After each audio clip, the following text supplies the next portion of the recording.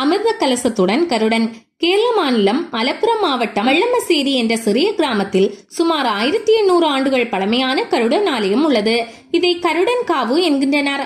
பாம்பு கடிக்கு இந்த ஆலயத்தில் ஒரு மண்டலத்திற்கு வழிபாடு செய்தால் பூரணமான குணம் ஏற்படும் என்பது நம்பிக்கை.